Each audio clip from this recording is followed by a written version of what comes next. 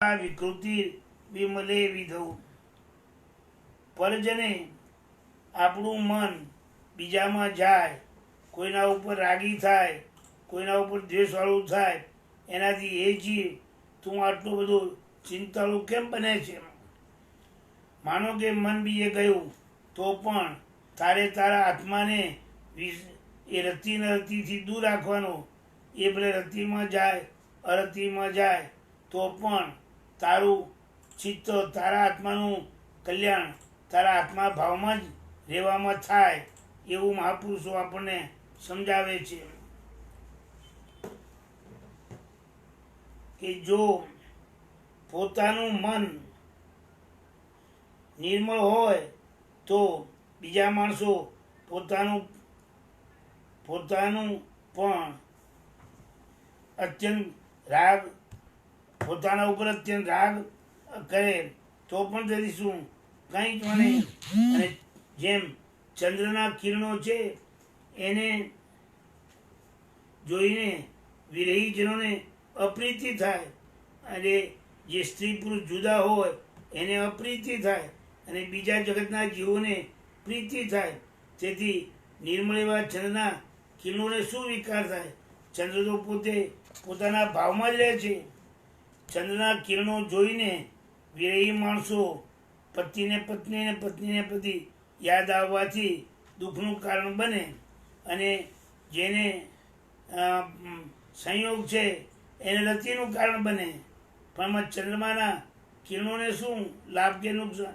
એ તો જેમ છે જગત સ્વભાવે એમ જ રહે છે. એમ હે જીવ, તને ઈષ્ટ વસ્તુનો સંયોગ થાય કે ઈષ્ટ વસ્તુનો વિયોગ થાય, એમાં તારે તારા મનને શું કામ દુભાવવું જોઈએ? આવું આ શ્લોકમાં આપણને સમજાવે છે. હે આત્મા, જો પોતાના ચિત્તની વૃત્તિ નિર્મળ એ રાગ અને દ્વેષ અને મોહના વિકાર રૂપ રહિત હોય, દોષ રહિત હોય, તો બીજા જનો એટલે મિત્ર, સેવક, પતિ, પત્ની, શત્રુ એવા પરજનો પોતાના ઉપર ઘણા કોઈ રાગી હોય, કોઈ પોતાના ગુણને રૂપમાં મોહ પામે તો ભક્તિમાં રાગમાં તત્પર થાય, અથવા કોઈ દ્વેષ કરે એટલે ધર્મ ગુરુના દ્વેષને લીધે ઉપસર્ગાદી પણ કરે તો પણ તેથી તને શું એટલે યોગીજનને એનાથી શો હર્ષ કે શોક થાય અથવા શું દુઃખ થાય? કંઈ જ ન થાય. તે ઉપર એક દ્રષ્ટાંત કહે છે કે વિરહી માણસોને એટલે પતિના વિયોગવાળી સ્ત્રીઓને અને સ્ત્રીઓના વિયોગવાળા પુરુષને ચંદ્રના ઉદયથી અરતિ એટલે સંતાપ થાય, અને જગતના બીજા જનોને જે સ્ત્રી પુરુષ સાથે રહેતા હોય એને શીત કિરણોના પ્રકાશથી આનંદની ઉત્પત્તિ થાય. તો એ બંનેમાં નિર્મળ એવા અને સ્વભાવથી શુદ્ધ એવા વાદળાદિકના આવરણ રહિત ચંદ્રમાના જે કિરણો એને સ્વવિકાર થાય. અને ચંદ્રના વિકારને કોઈ કિરણો થતા નથી. એની જેમ બાહ્ય ભાવમાં સુખ હોય કે દુઃખ હોય, આત્મભાવમાં રહેનારાને કોઈ વિકાર થતા નથી. આ જ વાતને વધારે સમજાવવા પોતાના શોકાદિક ઉત્પન્ન થવામાં બીજા કોઈ કારણ નથી, પોતે જ કારણ છે. જેટલો પોતાને જ મનમાં વિરહ દેખાય એટલો પોતાને દુઃખ થાય છે, બાકી બાહ્ય પદાર્થો નિમિત્ત માત્ર છે. એ વાત ગુરુજી જોરથી ફરી સમજાવે બીજા શ્લોકમાં. શ્લોક નંબર 97-98. રુચિતમાં કલયન અનુપસ્થિતમ સ્વમનસા એવી શોચતી મન માનવ ઉપનતમ સ્મરણ મનોમુખ પુનર્ભવતી તત્ર પરસ્ય કિમ ઉચ્યતામ. મનુષ્ય પોતાની સામે ઈષ્ટ વસ્તુને પ્રાપ્ત ન થયેલી જોઈ અને મનમાં શોક કરે છે. મનગમતી વસ્તુ પોતાને ન મળી એટલે એના વિરહથી શોક કરે છે, અને એ જ વસ્તુ પ્રાપ્ત થઈ જાય તો ઈષ્ટની પ્રાપ્તિ પાછો એ હસતો થઈ જાય છે. માટે એમાં બીજાને કારણભૂત માનવાની શું જરૂર? વ્યક્તિ પોતે જ પોતાની ઈષ્ટ વસ્તુ પ્રાપ્ત થાય ત્યારે રાજી થાય છે, અને વ્યક્તિ પોતે જ ઈષ્ટ વસ્તુનો વિયોગ થાય ત્યારે નારાજ થાય છે. એટલે પોતાના મનથી જ રાગીને ઉદાસ બને છે. એમાં પર નિમિત્ત માત્ર છે, હકીકતી કરતા નથી. કરતા પોતાનો આત્મા જ છે એમ આપણને ગુરુજી સમજાવે છે. જો તમે એમાં રાગી દ્વેષી ન બનો તો તમારે ઉદાસ થવાની કંઈ જરૂર રહેતી નથી. મનુષ્ય પોતાની ઈષ્ટ વસ્તુને પ્રાપ્ત ન થયેલી જાણીને પોતાના મન વડે જ શોક કરે છે, અને વસ્તુ પ્રાપ્ત થવાથી પાછો હસતો મૂકવાળો થઈ જાય છે. માટે બીજાને કારણભૂત આપણે સી રીતે મનાય? એનો એ માણસ ઈષ્ટ વસ્તુ મળે એટલે હસતો થાય છે, ઈષ્ટ વસ્તુ ચાલી જાય અનિષ્ટ વસ્તુ આવે ત્યારે ઉદાસ બને છે. એટલે પોતાનું મન જ ઉદાસીનતાવાળું, પોતાનું મન જ પ્રસન્નતાવાળું છે. પર તો નિમિત્ત માત્ર છે, પર કરતા નથી. પરને કરતા માનવો નહીં, પોતાના મનને જ કરતા સમજવો. હે આત્મા, તું કહે કે મનુષ્ય પોતાની ઈષ્ટ એવા સુખાદી વસ્તુને ના ઉપાય કરવા છતાં પણ જ્યારે કોઈ સુખ પ્રાપ્ત ન થાય એ જાણીને પોતાના ચિત્ત વડે શોક કરે છે. તથા એ વસ્તુ પ્રાપ્ત થઈ એમ જાણે તો હસતા મુખવાળો બને છે. માટે તે શોક અને હસની ઉત્પત્તિમાં બીજાનું એટલે પોતાના મન સિવાય બીજા દેવ દત્તાદિનું શું કારણપણું છે? કોઈ કારણ નથી. જો એમ કહો તો કહે અથવા બીજું કોઈ કારણ નથી. પોતાનું મન જ જ્યારે મોહના ઉદયવાળું ઈષ્ટની પ્રાપ્તિમાં રાગી થાય છે ત્યારે રાજી થાય છે, અને પોતાનું મન જ જ્યારે ઈષ્ટના વિયોગવાળું અનિષ્ટના સંયોગવાળું બને છે ત્યારે નારાજ થાય છે. એટલે રાજી નારાજી બે પોતાના મનમાં જ રહેલા છે, દૂર નથી. અને સામેના પદાર્થથી નથી થતા. ચંદ્રના કિરણો એના એક જેવા છે એવા છે, પણ વિરહીને શોક થાય છે અને અવિરહીને આનંદ થાય છે. એટલે આનંદ અને શોક એ પોતાના મનનો વિષય છે. તમે જેટલું મનને જીત્યું હશે એટલું તમે હરખ શોક ઉપર કાબુ મેળવી શકશો, અને જેટલું મનને નહીં જીત્યું હોય એટલું હરખ શોક વધારે થશે અને એમાં કર્મ બંધાશે. માટે એ ભવ્ય પ્રાણીઓ, ગુરુજી આપણને આવું સમજાવે છે કે તમે મનને જીતો. ઈષ્ટનો સંયોગ થાય તો મને બહુ રાજી નહીં કરવાનું. ઈષ્ટનો વિયોગ થાય, અનિષ્ટનો સંયોગ થાય તો મનને નારાજ નહીં કરવાનું. આ તો કર્મને વશ જગતના ભાવો આમ બન્યા જ કરે છે. આપણે એમાં જેટલા રાગી દ્વેષી થઈએ એટલા નવા કર્મ પાછા બંધાતા થાય. ભગવાન મહાવીર સ્વામીને એમના પગ ઉપર લોકોએ ચૂલો બનાવી અને ખીલ નાખી અને કાનમાં ખીલા નાખ્યા. આટલું અનિષ્ટ સામે આવ્યું તો એમણે મનને જરા પણ દ્વેષવાળું ન કર્યું. ચંડ કૌશિકે ઘણા ડંખ માર્યા તો પણ એના ઉપર દ્વેષ ન કર્યો. એટલે સામેના નિમિત્તો અનુકૂળ આવે તો આપણે એમાં રાગ નહીં કરવાનો. સામેના નિમિત્તો પ્રતિકૂળ આવે તો એના ઉપર દ્વેષ નહીં કરવાનો. એ રાગ અને દ્વેષ આપણે કરીએ તો એનાથી આપણને જ કર્મ બંધાય, સામેના નિમિત્તથી નથી બંધાતા. નિમિત્તો તો અનુકૂળ પ્રતિકૂળ બધા આવે, પણ એમાં આપણે અંજાઈ જઈએ અને રાગી દ્વેષી થઈએ તો જ કર્મ બંધાય છે. માટે અનુકૂળ પ્રતિકૂળ નિમિત્તો આવે છતાં આપણે આપણા ભાવમાં જ રહેવું, મનને બગડવા દેવું નહીં. એવું મહાપુરુષો આપણને કહે છે. અનુકૂળતા જોઈ રાજી નહીં થવાનું. ભગવાન કરુણા પામી સમોસણ બેસે છે અને ધર્મદેશના આપે છે ત્યારે દેવો સોનાનું, રત્નનું અને રૂપાનું એમ 3 ગઢ બનાવે છે અને સુંદર સિંહાસન બનાવે છે. આટલું રુધિ સમૃદ્ધિ એ ફોરવે છે દેવો, છતાં ભગવાન એમની રુદ્ધિ સિદ્ધિમાં ક્યાંય આસક્ત બનતા નથી. જેવી દેશના પૂરી થાય એવી એ સમોસામાંથી નીકળી જાય છે. સોનાનું હોવા છતાં સિંહાસનને ભેગું લઈ જવાની જરા ઈચ્છા નથી હોતી. એટલે પરમ રાગ અને દ્વેષ ન કરતાં આપણે આપણા સ્વભાવમાં જ રહેવું તો જ આપણું કર્મ ઓછું થાય, એમ મહાપુરુષો આપણને જુદી રીતે સમજાવે છે.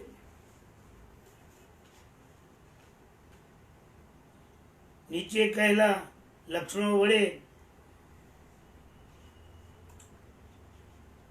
મનરૂપી વાંદર જ દુઃખદાયી છે.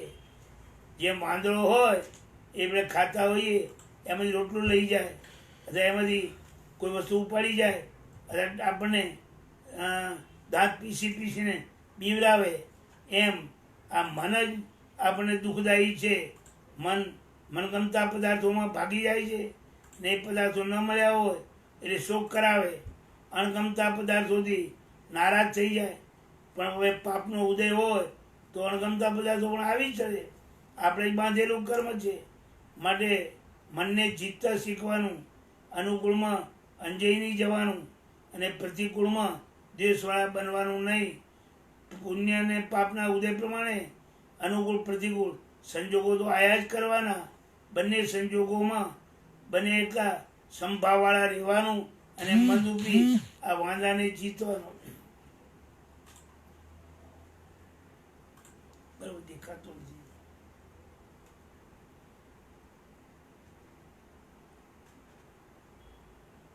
અત્યંત ચપળ આ મનરૂપી વાંદરો એ ચારિત્રના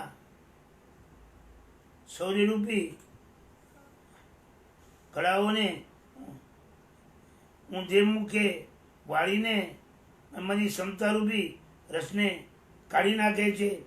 તેથી એ મુનિ તમે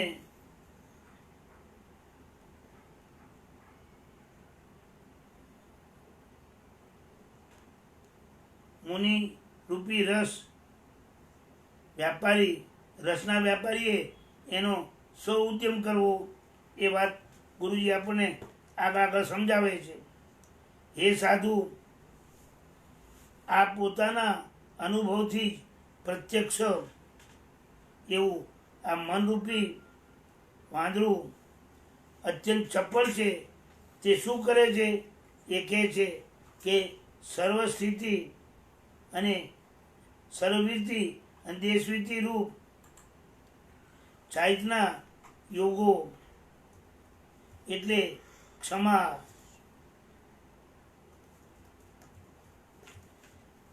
મૃદુતા અને સ્થિરતા આવા સાધક ભાવો એ રૂપી ઘડા ભરેલા છે ગુણોથી. એને સમગ્ર અર્થને સાધનારા એ શાંત રસથી ભરેલા પૂર્ણ ઘડાઓને ઉન્મત્ત થઈને એ વાંદરો ઊંધે મુખે પાડી દઈ એમાંથી જે સમગ્ર ક્ષમતા રસરૂપી ઘી વગેરે પદાર્થો છે એ નીચે ઢોળી નાખે છે. વિષય, કસાય, તૃષ્ણા, મોહ અને મદરૂપી ગાઢ કાદવવાળા દુર્ગતિ માર્ગરૂપ ભૂતલને વિશે ઢોળી નાખે છે. એટલે રસ રહિત કરી દે છે. હવે રસવાળા ઘડા ઢોળી રસ ધૂળમાં ફેંકી દે છે.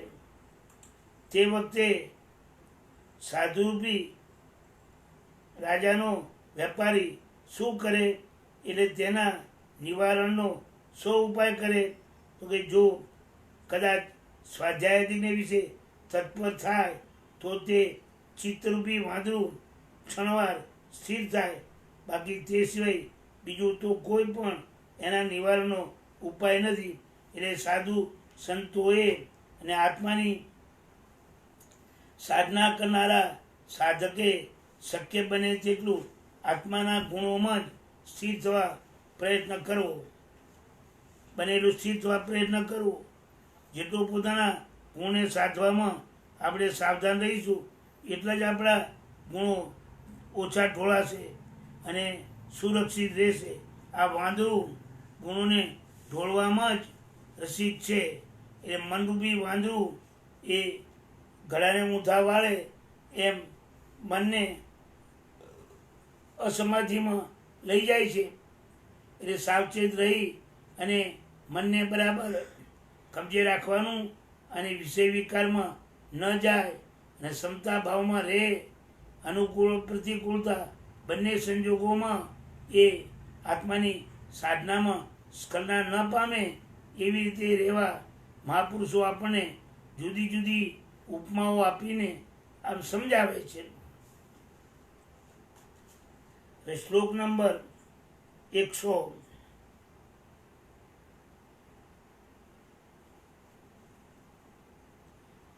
મનરૂપી આ ઘોડો, હવે એને ઘોડાની ઉપમા આપે છે. સંયમની સ્થિરતારૂપી ભૂમિને ખોદે છે. એટલે સંયમ લઈએ એટલે આપણો આત્મા સ્થિર થાય. તો સ્થિરતારૂપી ભૂમિ એમાં ખાડો ખોદી અને ઊંડું કરે છે જેથી ક્ષમતા ના રહે. માટે મનરૂપી ઘોડાને ખરેખર લગામથી કબજે કરવો જરૂરી છે. એવું આ શ્લોકમાં 100મા શ્લોકમાં ગુરુજી આપણને સમજાવે છે.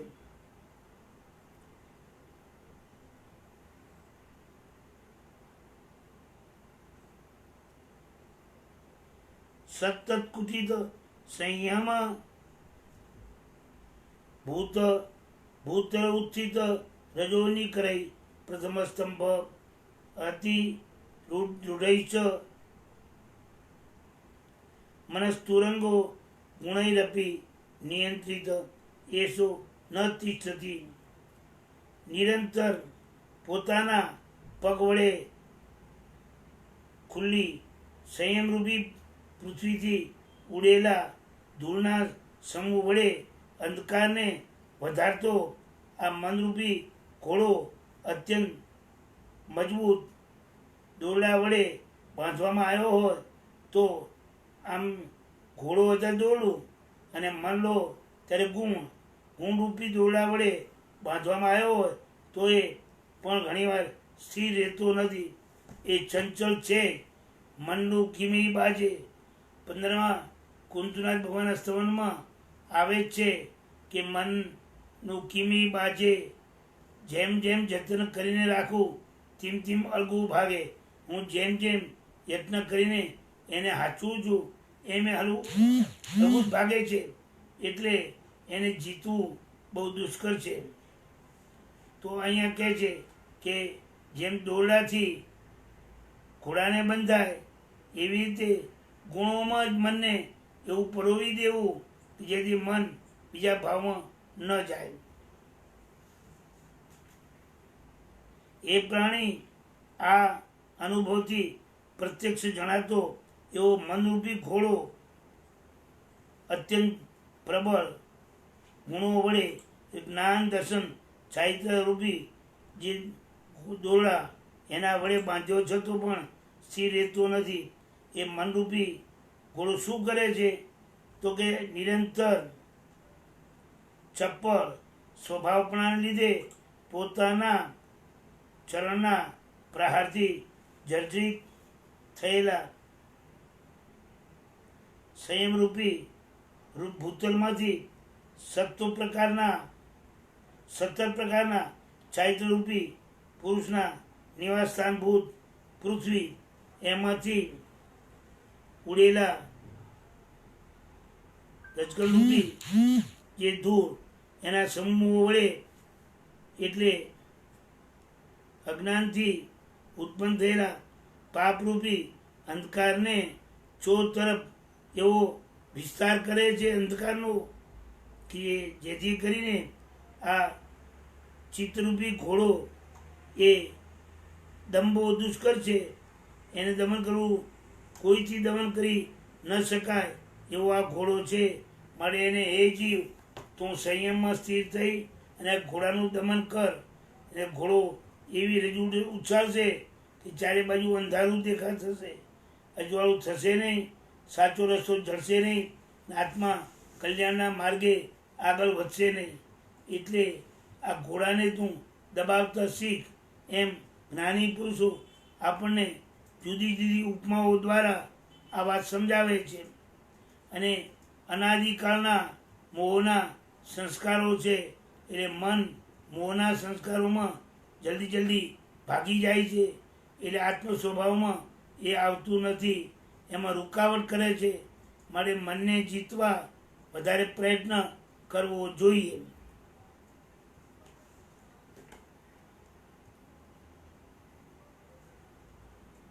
મન દુખે કરીને રોકી શકાય એવું પવન જેવું છે. જેમ પવન આવતો હોય એને રોકવો બહુ મુશ્કેલ છે, એટલી ઝડપથી એની ગતિ હોય છે. આંખે દેખાય નહીં અને હાથમાં આવે નહીં, એટલે એને રોકવો એ ઘણો દુષ્કર છે. તેવી રીતે આ મનને પણ રોકવું ઘણું દુષ્કર છે.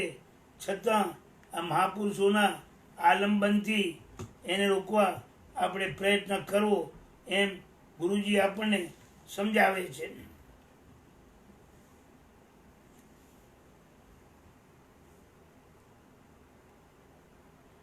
જીનવાચન સારમ મતિલુચ કુસુમ સાધક પાપ પ્રદીપ કોપી મનવચનો બલી ગૃહ શુભમતી દ્રુમ સંતતિ શૃંગકૃત. અહીં આ આચમનરૂપી વાયુ અત્યંત બળવાન છે, કેમ કે તે જીનેશ્વરના વચનરૂપી વાંદરનું ઘનસાનું કામ કરે છે, ઘનસાનું હરણ કરે છે, કામાગ્નિને પ્રજ્વલિત કરે છે ને સારીમતી રૂપી વૃક્ષસમૂહને ભાંગી નાખે છે. માટે આ વાયુ તોફાની છે, મનરૂપી વાયુ. જેમ વાયુ તોફાને ચડે તો કામ પ્રજ્વલિત કરે, ઘનસાનું હરણ કરે અને વૃક્ષના સમૂહને ભાગી રાખે, એવી રીતે આ મનરૂપી વાયુ પણ આત્માના ગુણોનો વિનાશ કરે છે.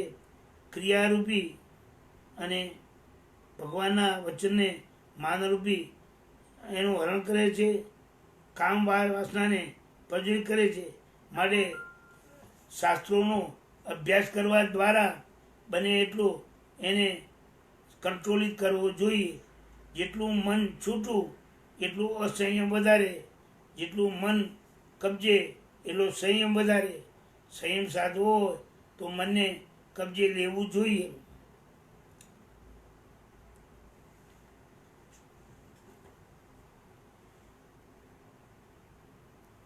અહો આ મનરૂપી વાયુ હવે એને પવનની ઉપમા આપે છે. અપૂર્વ છે, અત્યંત છે અને બળવાન છે, કેમ કે તે મન જીનેશ્વરના વચનરૂપી ઘનસારનું હરણ કરે છે, કામાગ્નિને બહુ પ્રજ્વલિત કરે છે અને સારી મતિરૂપી વૃક્ષના સમૂહને ભાંગી નાખે છે. માટે શક્ય બને તેટલું આ મનરૂપી વાયુને આવતો રોકવો જોઈએ. ઘરમાં પડદો જેમ ઓસરીમાં લોકો પડદો લગાવે કે વાયુ અંદર આવે નહીં તો ઠંડક લાગે નહીં, એવી રીતે અહીં પણ બને એટલો આ મનને રોકવા પ્રયત્ન કરવો જોઈએ. અહો હે આત્મા, આ સર્વના અનુભવથી પ્રત્યક્ષ રહેલો મનરૂપી પવન એટલે સર્વત્ર પ્રજ્વલિત ગતિવાળો મનરૂપી વાયુ અપૂર્વ બળવાન છે, કેમ કે તે મનરૂપી વાયુ જીનેશ્વરના વચન એટલે સિદ્ધાંત એ રૂપી ઘનસારનો વિશેષ પરમાત્મા સારવાળા કપૂરના સમૂહનો ચોર છે. જેમ ઘનસારમાં સુગંધ હોય એને ચોરી જાય, એમ આપણને ચોરી જાય છે. એટલે તેના ઉપયોગનું હરણ કરવાથી એ તસ્કર ચોરરૂપ છે, ત્યાં જેને પુણ્યરૂપી પુષ્પરૂપી બાણ છે અને કામદેવરૂપી અગ્નિને પ્રજ્વલિત કરે છે, એટલે કામ વિકારની વૃદ્ધિ કરનાર હોવાથી એ કામના ઉદ્દીપક છે. તથા શુભ ધર્મના મંગળવાળી જે બુદ્ધિ સારી ઈચ્છિત કલ્યાણના ફળને આપનારી એવી જે સારી બુદ્ધિ એ રૂપી કલ્પવૃક્ષના સમૂહને ઉખેડી નાખનાર છે. આ પ્રમાણે વશ ન કરેલો આ મનરૂપી વાયુ ઘણા નુકસાનને કરનારો છે. હવે આ ગાથામાં આ મનને વાયુની ઉપમા આપી. જેમ વાયુ તોફાની આવ્યો હોય અને કબજે ના કર્યો હોય તો ઘરની વસ્તુ ફેંકી દે, જ્યાં ત્યાં ઢોળી નાખે અને જ્યાં ત્યાં વાસના આખું બાજુ કરી નાખે. એવી રીતે આ મન આત્મામાં વિકારો ઉત્પન્ન કરીને એનું હિત બગાડી નાખે, કલ્યાણ ન થવા દે. એટલે એ કબજે રાખવા જેવું છે એમ કહીને ગુરુજી આપણને એને પણ તમે જીતો, પ્રયત્ન કરો. માળામાં મન પરોવો, પ્રતિમામાં મન પરોવો અથવા શાસ્ત્રના વાંચનમાં મન પરોવો. અને સૌથી વધારે તો મનને પરોવવું હોય તમે ભણી ગણી અને વિદ્વાન થાવ અને પછી લેક્ચર આપવા જાઓ એટલે આપોઆપ મનને કબજે રાખવાનું આવી જાય. કારણ કે બોલવાની જવાબદારી એવી છે કે મનને કબજે રાખીને જ બોલાય, ને સભામાં આપણી હાંસી થઈ જાય. એટલે સારું ભણેલા ગણ્યા થયા પછી તમે લેક્ચર આપો હોંશે એટલે મન આપોઆપ કબજે થઈ જાય. આવી રીતે એના ઉપાયો શોધવા જોઈએ. હવે મનને હાથીની ઉપમા આપે છે. મનરૂપી મદાંત એ હાથીરૂપ છે, માટે એને જીતવો જોઈએ. જો ન જીતો તો જેમ મદાન થયેલું હાથી આખા જંગલને વેર વિખેર કરી નાખે, વૃક્ષો ઉખેડી નાખે અને વાવેલું અનાજ છૂંદી નાખે, એમાં મન પણ આપણું હિત છૂંદી નાખે ને આત્માને અહિતમાં લઈ જાય. એટલે શક્ય બને એટલું એને પણ જીતવું જોઈએ. ચારિત્રરૂપી દરવાજાનો ભંગ કરવામાં તત્પર. એટલે આ મનરૂપી હાથી એવો છે કે ચારિત્રરૂપી જે દરવાજો છે આત્મભાવમાં જનારો એને ભાગી નાખનાર છે. અને સ્ફુરાયમાન એવા સિદ્ધાંતના બોધરૂપી જે વૃક્ષો એને પણ પાડી નાખનાર એવો અતિ મદોન્મત મનરૂપી હાથી જો ભ્રમણ કરતો હશે તો પછી મોક્ષરૂપી રાજમાર્ગમાં કુશળતા ક્યાંથી રહેવાની હતી? એક માર્ગ વિઘ્નવાળો જ બનવાનો અને આપણે મોક્ષને નહીં સાધી શકવાના. એટલે મનરૂપી હાથીને પણ જીતવો જોઈએ એમ ગુરુ મહારાજ આપણને સમજાવે છે. હે આત્મા, જો ચારિત્ર એ સર્વિતિરૂપ મોક્ષનગરીનો પ્રવેશ દ્વાર છે, એના અંદર હેતુરૂપ હોવાથી એ ગોધૂર જે દરવાજો હતો એનો ભંગ કરવામાં આ તત્પર છે મન. એટલે જીવ મનને કબજે રાખી અને આત્માના ગુણોમાં ઓતપ્રોત થાય તો મોક્ષનો દરવાજો ઉઘડે. એને બદલે મન કામ વિકારોમાં અને વિષય વિલાસોમાં જાય તો એ મોક્ષનો દરવાજો ના ઉઘડે. એટલે મોક્ષના દરવાજાને ઉઘાડવામાં એ વિઘ્નભૂત છે. ઉદ્યમબદ્ધ અને સ્ફુરાયમાન એવું જાગૃત સ્વભાવવાળા જૈન આગમ, એમાં જીનેશ્વર પરમાત્માનું જે આગમ એનો બોધ,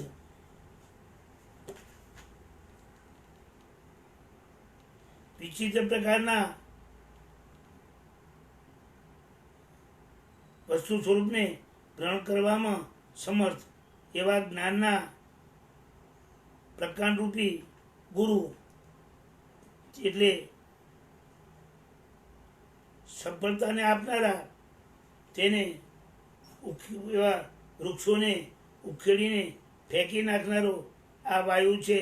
અત્યંત ઉન્મત્તપણે પામેલા આ મનરૂપી હાથી એ પોતાની ઈચ્છાથી ભ્રમણ કરતો હોય તો મોક્ષનગરના માર્ગમાં કુશળતા ક્રિયાનું મોક્ષ હેતુ ક્યાંથી બને?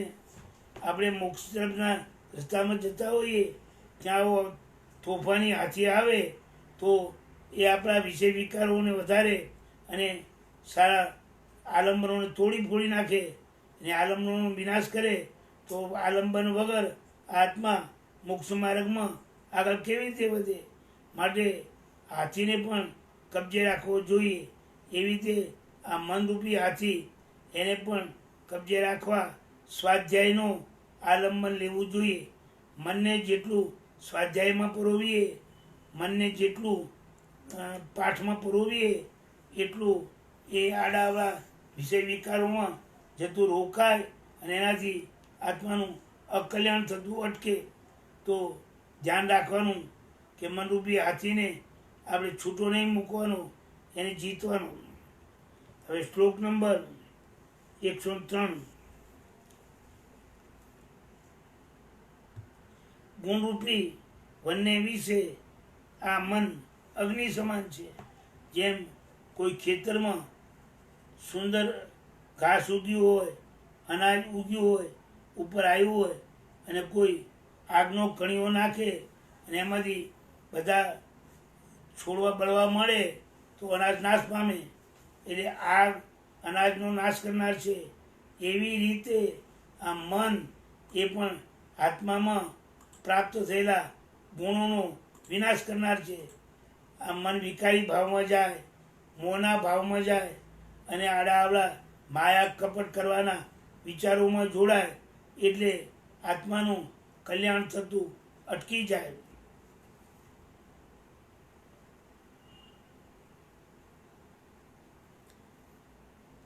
મનુષ્ય મનરૂપી વૃક્ષોને પ્રગુણ તૈયાર કરે છે અને તે વૃક્ષોને આ મનરૂપી અગ્નિ બાળી નાખે છે. ત્યારે સદગુણરૂપી ઈશ્વરના ઉદયના લીધે આ પરિશ્રમ ક્યારે વિશેષ ફળવાળો થશે? યોગીજનો પ્રાણાતિપાત વિરમણ વ્રત, વૃષાવાદ વિરમણ વ્રત વગેરે 5 અણુવ્રતો અને મહાવ્રતો એ રૂપી વૃક્ષ સર્વવિધિરૂપ ફળને આપનારા આવા વૃક્ષોને ધારણ કરે છે. જે સાધુ સંતો થાય છે, યોગી પુરુષો બને છે, એ અણુવ્રત અને મહાવ્રત એને ધારણ કરનારા બને છે. એટલે અત્યંત ઉદ્યમ અને પરીક્ષની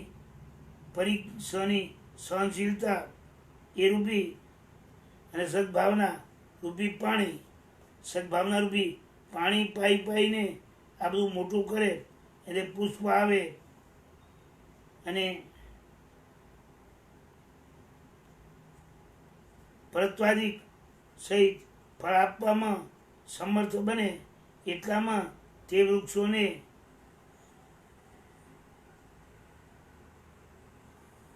દુષ્ટ એટલે ભયંકર પરિણામવાળો, દુર્ધ્યાનના પરિણામવાળો આ મનરૂપી અગ્નિ બાળી નાખે છે. એટલે મરણસાત કરે છે.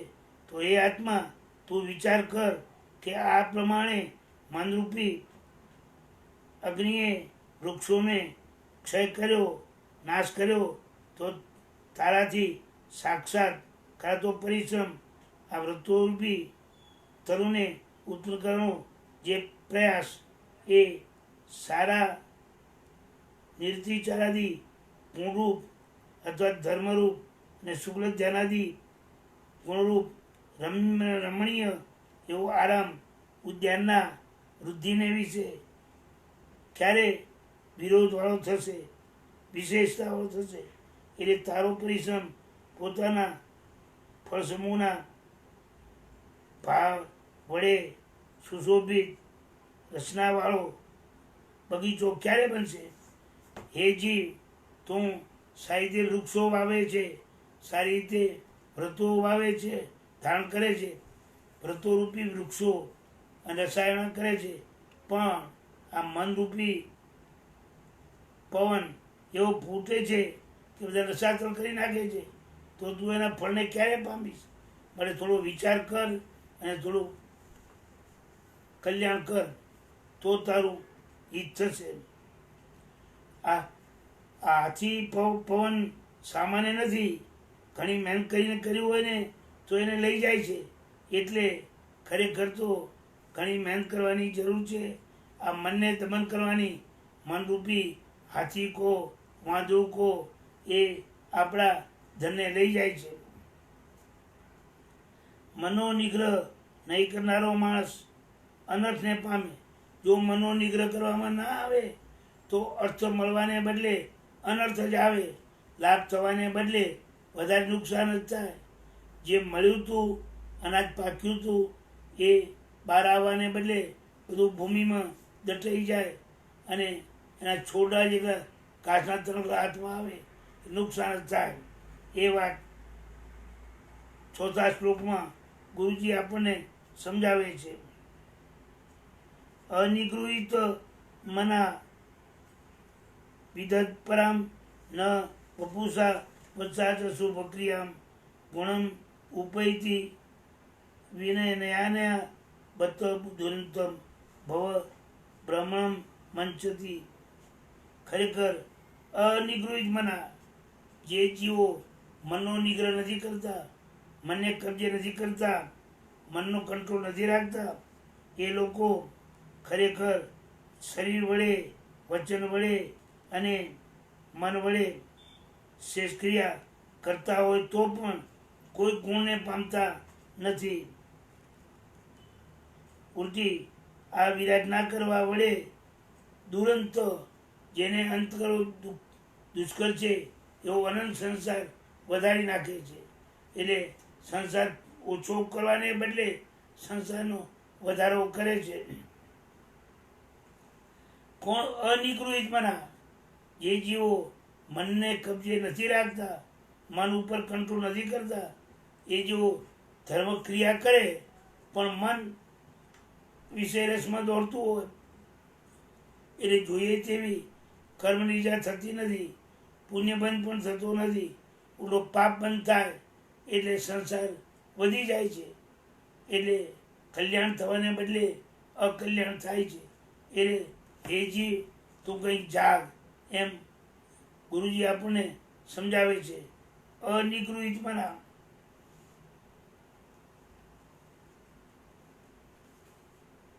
જેણે મનનો નિગ્રહ કર્યો નથી, મનને કબજે કર્યું નથી, એટલે સ્વેચ્છાએ વિષયાદિકમાં પ્રવર્તે છે. પ્રથમથી જ જેને એને અટકાય નિષેધ કર્યો નથી, એવું શરીરના સાર વડે તથા સ્વાધ્યાય અને અધ્યયન એના દ્વારા વચનનો વ્યાપાર સારો જણે કર્યો નથી, અને સદગુણને આપનારી જે સોગંદે કહેલી સંયમ યાત્રા અને તપરૂપ ક્રિયા કરી નથી, તો પણ આ મન સંબંધી વિરોધના વડે ક્રિયાના ફળું ગુણે જીવ પામતો નથી, પરંતુ ઉલટા દુઃખે કરીને, માયા કચે કરીને જો પાર આવે એવા અથવા દુષ્ટ છે પાર જેનો એવા સંસારના ભ્રમણને અટકાવે છે. તેથી કરીને હે આત્મા, તારે મનને રાખવું નહીં, તારે મનને વશ રાખવું, નહીં તો અનર્થની પરંપરા વધશે. હે આત્મા, જો તું મનને કબજે નહીં રાખે તો અનર્થની પરંપરા વધશે, નુકસાન થશે અને આત્મા અનંત સંસારમાં રજળશે. જે મોક્ષનો સાધક આત્મા છે એ જ મોક્ષનો બાધક આત્મા બની જશે. એમ ગુરુજી આપણને મનને જીતવા માટે જુદી જુદી રીતે ગુરુજી સમજાવે છે. હવે શ્લોક નંબર 105. આ તથા ભાર્યાદિકની નહીં ભોગવવા છતાં પણ મનના દોષથી વિલંબ ના પામે એવા સમજાવે છે. ઘણી વખત આપણે વસ્તુ ભોગવીએ નહીં, પણ મન એમાં ને એમાં રચ્યું પચ્યું હોય તો એના સંબંધી કર્મો બંધાય જ કરે. એટલે વગર ભોગવે પણ કર્મના આશ્રવો ચાલુ જ રહે. એના ઉપર શ્લોક 105 કહે છે કે અનિગૃહિત મના કુવિકલ્પતો નરકમ મૃચ્છતિ તમદુલ મત્સ્યવત અપક્ષજા તદ અંતર્ગ અજીર્ણતા અનુલક્ષતા અર્થ વિકલ્પ કદકના. એ કહે છે કે મનનો નિગ્રહ નહીં કરનારા, એટલે મનને કબજે ન રાખનારા, મન ઉપર કંટ્રોલ નહીં મેળવનારા એવા માણસ ખરાબ વિકલ્પોને લીધે, ખોટા અવળા વિચારોને લીધે તંદુલિયા મચ્છરની જેમ નરકમાં જાય છે. તે નરક ગમનરૂપ પ્રાપ્ત નહીં થયેલા પદાર્થોના વિકલ્પોએ આપેલી કદટના પીડા એના ભોગને કર્યા વિના જ ઉત્પન્ન થયેલું અજીર્ણપણું છે. એમ જાણો, કોઈએ ખાધું હોય તો અજીર્ણ થાય, પણ ભોજન ના કર્યું હોય અને અજીર્ણ થાય. એમ વસ્તુ ભોગવ્યા વગર પાપ બંધાવે છે. મન એમાં એમાં રચ્યું પચ્યું હોવાથી જેણે આશ્રવો થકી મને રોક્યું નથી, એટલે જીવ હિંસાદિક દુષ્ટ વિકલ્પ અધ્યવસાયને લીધે ચોખાના જેવું શરીરથી સૂક્ષ્મ છે, તથા જે દૂધ ધ્યાનમાં તત્પર છે એવા નાના માછલાની જેમ સાતમી નરકને દુર્ગતિને પામે છે. માછલું હોય છે નાનું, પણ એવા ખરાબ વિચારોમાં વર્તે છે. એના કારણે એક માછલું બીજાને ત્રીજાને ગળવાની ઈચ્છા, એટલે મરીને સાતમી નરકમાં જાય છે. એમ આ જીવ પણ ભોગવ્યા વિના જ એની ઈચ્છાની પ્રબળતાના કારણે સાતમી નરક ભૂમિને પ્રાપ્ત કરે છે. એ નરક ગમનરૂપ પ્રાપ્ત નહીં થવાના પદાર્થો ના જેમ ધન, સ્ત્રી, ભોગ વગેરેમાં સંકલ્પો એ આપેલી એના માત્ર વિચારો એ કદર્શના પીડા એ ભોજન કર્યા વિના જ ઉત્પન્ન થયેલી દુર્ધ્યાનની અજીર્ણતા જેવી છે. ભોજન કર્યું હોય એને તો અજીર્ણ થાય, પણ ભોજન ન કર્યું હોય એને જેમ અજીર્ણ થાય, એમાં ભોગવ્યા વગર એની ઈચ્છાના લોલુપતા અને એની તાલાવેલી એનાથી જીવ નરકની ગોદનો અધિકારી થાય છે. શ્લોક નંબર 106. મનનો નિગ્રહ વિના બીજી યત્ના નિષ્ફળ છે. તમે મનનો નિગ્રહ ન કરો અને બીજી બધી જૈના પાળો કાયાથી વચનથી હાલવામાં ચાલવામાં, પણ મન બહાર ફરતું હોય તો એ જોઈએ એવો આત્માનો ઉપકાર કરતું નથી. મનસી લોલતરે વિપરીતતામ વચન નેત્ર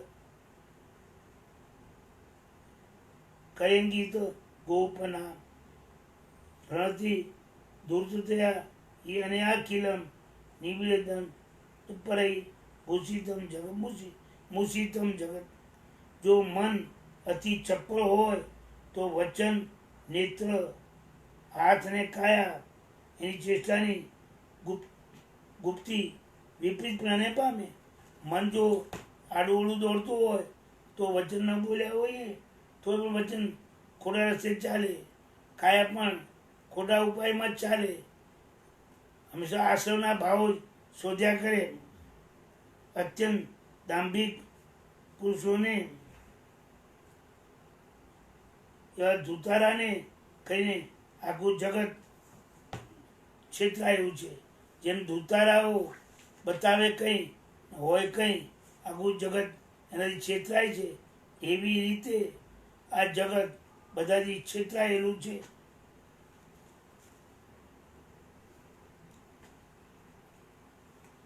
જો મન અતિ ચપળ હોય તો વચનથી કરવામાં, નેત્રથી જોવામાં, હાથથી મેળવવામાં અને સામાન્ય કહીને સૈનિક ચેષ્ટાઓ એ રોગના સરના ગોપના દુગોપવે એટલે પોતાના વ્યવહારમાં અયોગ્યનું આચ્છાદન કરવા માટે કરે છે. હંમેશા માણસને જ્યારે ચપળતા ના હોય તો બધી વસ્તુ છુપાવવા મહેનત કરે છે. પોતાના વ્યવહારમાં અયોગ્યનું આચ્છાદન કરવા માટે આવા કામ કરે છે. જે યત્ના એટલે ઉલટી વિપરીતપણાને યત્નાનું ફળ આપ્યા વિના દુર્ગતિના હેતુપણાને પામે છે. એટલે જૈણા પાળી હોય પણ હૈયું જુદું હોય તો સદગતિ આપવાને બદલે એ દુર્ગતિ જ આપે છે. આવી ધૂર્તતાએ કરીને ઘણા વંચના કરવાની વૃત્તિના ગોપવા વડે કરીને અતિ ગાઢ દંભમાં માયાવીપણામાં તત્પર એવા લંપટ પુરુષોએ આખું જગત લૂંટી લીધું છે, ઠગી લીધું છે. એમ આ જીવે પણ મોહ માયામાં મસ્ત બનીને આખા જગતને લૂંટી લીધું છે અને કરે છે ધર્મની ક્રિયા અને મન દોડે છે માયામાં. એટલે ચારે બાજુ મોહ વધતો જાય છે, વિકારો વધતા જાય છે, આત્માનું ધન લૂંટાતું જાય છે. એટલે ખરેખર જે ગુણો મેળવવા જોઈએ એ ગુણો મેળવાતા નથી, પણ દોષોમાં જ આજી રચોપચો રહે છે. દોષોની વૃદ્ધિ થાય છે ધર્મ કરવા છતાં પણ. શ્લોક નંબર 107. મનની શુદ્ધિ જ મોક્ષલક્ષ્મીનું વશીકરણ છે. મનની જો શુદ્ધિ મેળવો તો જ મોક્ષલક્ષ્મી મળે. મનની નિર્મળતા વગર મોક્ષ મળતું નથી. તેથી કહીને મનસમ એવ તત પરિશોધનમ નિયમતો વિદધિત મહામતિ ઇતિએસ જન સંજીવનમ મુને પરમ પરપુમર્થ શરતસ્ય શિવસ્ય. તેથી કરીને બુદ્ધિશાળી પુરુષે અવશ્ય મનની શુદ્ધિ કરવી જ જોઈએ, કેમ કે તે મનની શુદ્ધિ પરમ પુરુષાર્થ. એટલે આસક્ત થયેલા મુનિને મહાલક્ષ્મીનું આકર્ષણ કરવામાં અત્યંત ઔષધ વિનાનું વશીકરણ છે. તેથી કરીને પૂર્વે કહેલી રીતે મનને વશ કર્યા વિના કહેલી સર્વ ક્રિયાઓ નિષ્ફળ થાય છે. માટે મોટી મોક્ષરૂપી કાર્યને સાધનારી શુદ્ધિવાળા પુરુષે નિશ્ચયથી બીજા સર્વ સાધનોને ગૌણ કરી મુખ્ય વૃક્ષીએ એક મનને જ પરિશોધન સર્વ ઉદ્યમ વડે એને વશ કરવા પ્રયત્ન કરવો જોઈએ. આ મનશુદ્ધિ એ આત્માનો સૌથી ઉત્કૃષ્ટ અર્થ કાર્ય જે મોક્ષ એમાં તત્પર થયેલા મુનિને મુક્તિરૂપી લક્ષ્મીનું આકર્ષણ કરવામાં એક ઔષધ વિનાનું વશીકરણ છે. જેમ વશીકરણથી વસ્તુ કબજે કરાય છે, એવી રીતે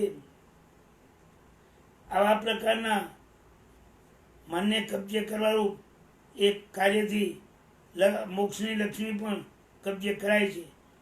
શાસ્ત્રમાં કહ્યું છે જેણે મન સાધ્યું તેને સગળું સાધ્યું.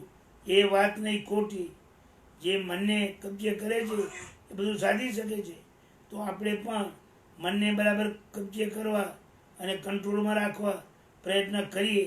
આ પ્રમાણે આજે 107 ગાથા સુધી અર્થ સમજાયા છે. હવે 108મી ગાથાથી અર્થ આવતા શનિવારે લઈશું. હવે રજા લઈએ. સર્વમંગલ માંગલ્યમ સર્વકલ્યાણ કારણમ પ્રધાનમ સર્વધર્માણમ જૈનમ જયતિ શાસનમ.